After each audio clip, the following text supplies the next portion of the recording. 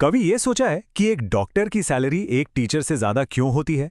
या एक जमीन का किराया दूसरी जमीन से ज्यादा क्यों होता है? असल में ये सब कुछ अर्थशास्त्र के कुछ क्लासिक नियमों से तय होता है।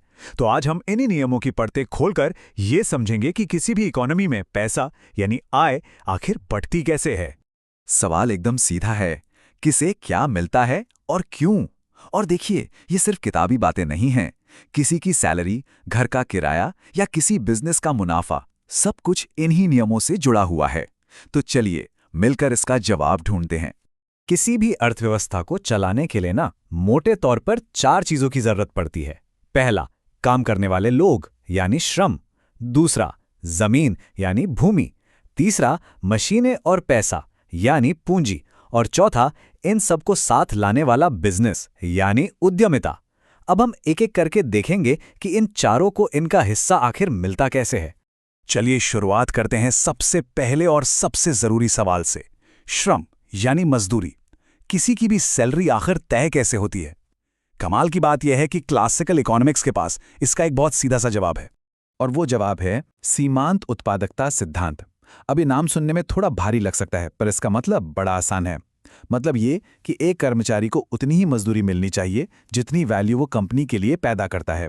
जैसे मान लीजिए, एक बेकरी में एक और बेकर रखने से दिन में 500 रुपए के ज्यादा केक बिकने लगते हैं, तो उस बेकर की मजदूरी किसी भी हाल में 500 रुपए से ज्यादा नहीं हो सकती। सिंपल।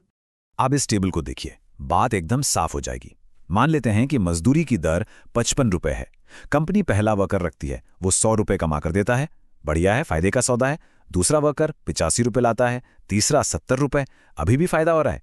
लेकिन जब चौथा वर्कर आता है तो वो ठीक 55 रुपए ही कमा कर देता है। बस कंपनी यहीं रुक जाएगी। क्यों? क्योंकि पांचवा वर्कर सिर्फ 40 रुपए की कमाई लाएगा, जबकि उसे देने पड़ेंगे 55, जो कि सीधा सीधा नुकसान है। इसी को अगर ग्राफ पर देखें तो ये कहानी और भी साफ हो जाती है। ये जो लाल लाइन नीचे की ओर जा रही है, ये दिखाती है कि हर नए वर्कर से कमाई कैसे घटती जाती है। और ये जो सीधी नीली लाइन है, ये है मजदूरी। तो जहां पर ये दोनों लाइनें एक दूसरे को काटती हैं, वही वो स्वीट स्पॉट है जहां पर कंपनी को हायरिंग रोक देनी चाहिए। अच्छा, अब बात करते हैं दूसरे फैक्टर की, भूमि। कभी सोचा है जमीन का किराया या लगान क्यों देना पड़ता है? इस सवाल का जवाब हमें मिलता है डेविड रिकार्डो के क्लासिक सिद्धांत में। देखिए, रिकार्डो का आइडिया ना बड़ा ही सरल था। उन्होंने कहा सारी जमीन बराबर नहीं होती, कुछ ज्यादा उपजाऊ होती हैं, कुछ कम। तो ये जो लगान या किराया है ना, ये बस इसी फर्क की कीमत है। जो सबसे अच्छी जमीन होती है वो कम उपजाऊ जमीन के मुकाबले एक बोनस या सरप्लस पैदा करती है, और वही बोनस लगान कहलाता है। इस टेबल से पूरी बात समझ में आ जाएगी। मान लीजिए 3 तरह की जमीन है और तीनों पर खेती की लागत 600 रुपए है। अब जो सबसे कम उपजाऊ सी ग्रेड की जमीन है, वो 20 बैग अनाज देती है, जिससे बस लागत ही निकल पाती है। तो यहां कोई लगान नहीं। लेकिन जो ए ग्रेड की सबसे अच्छी जमीन है, वो उतने ही खर्चे में 40 बैग अनाज देती है, यानी 20 बैग ज्यादा। यही जो अतिरिक्त फायदा है वो लगान बन जाता है। और ये बार चार्ट उसी सरप्लस को तस्वीरों में दिखाता है। साफ साफ दिख रहा है कि सी ग्रेड की जमीन पर कोई शेडेड एरिया नहीं है। ये वो बिना लगान वाली भूमि है, जबकि ए और बी ग्रेड की भूमि पर जो शेडेड एरिया है, वही वो आर्थिक लगान है, जो उनकी बेहतर क्वालिटी की वजह से मिल रहा है। ठीक है, तो अगला नंबर है पूंजी का, यानी पैसा और मशीनें। और पूंजी की कीमत होती है ब्याज। लेकिन सवाल यह है कि ब्याज क्यों दिया जाता है? मजे की बात यह है कि इस पर इकोनॉमिक्स के 2 बड़े ग्रुप्स यानी स्कूल ऑफ थॉट की राय एक दूसरे से बिल्कुल अलग है। तो एक तरफ है क्लासिकल नजरिया। ये लोग मानते हैं कि ब्याज बचत करने का इनाम है। मतलब कोई आज पैसा खर्च ना करके उसे बचाता है, तो इस त्याग के लिए उसे इनाम में ब्याज मिलता है। लेकिन दूसरी तरफ हैं कीन्स। वो कहते हैं नहीं, ब्याज कैश छोड़ने का मुआवजा है। जब कोई अपना पैसा बैंक में रखता है तो वो उसे तुरंत खर्च करने की आज़ादी छोड़ देता है, और इसी के बदले में उसे ब्याज मिलता है। और ये दोनों ग्राफ इसी फर्क को दिखाते हैं। बाईं ओर वाले क्लासिकल मॉडल में ब्याज दर वहां तय होती है जहां लोगों की बचत और बिजनेस की निवेश की मांग बराबर हो जाती है।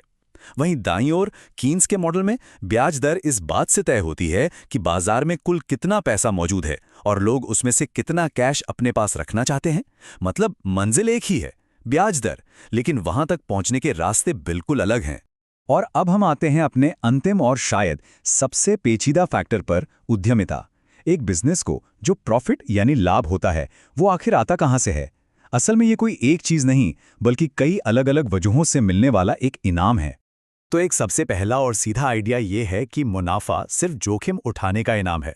सोचिए, एक उद्यमी अपना पैसा और समय एक ऐसे बिजनेस में लगाता है जो फेल भी हो सकता है, तो इसी रिस्क को उठाने के बदले में उसे मुनाफा मिलता है। सीधी बात, नो रिस्क नो प्रॉफिट। लेकिन फिर एक इकोनॉमिस्ट आए, फ्रैंक नाइट। उन्होंने कहा, रुको, मुनाफा हर जोखिम के लिए नहीं मिलता। जैसे आग लगने का जोखिम तो है, पर उसका तो बीमा हो सकता है। असली मुनाफा अनिश्चितता से आता है, मतलब ऐसी चीजें जिनका कोई अंदाजा भी नहीं लगा सकता, जैसे सरकार की पॉलिसी अचानक बदल जाए या कोई नई टेक्नोलॉजी पूरा बिजनेस ही खत्म कर दे। इस अनिश्चितता को सहने का इनाम है प्रॉफिट।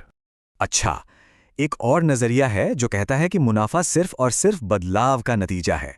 इसे ऐसे समझिए, एक कंपनी कोई नया फीचर लॉन्च करती है। अब जब तक दूसरी कंपनियां उसकी नकल करती हैं, तब तक पहली कंपनी को एक अस्थायी बोनस या मुनाफा मिलता है। तो ये मुनाफा हमेशा दूसरों से एक कदम आगे रहने की दौड़ का इनाम है।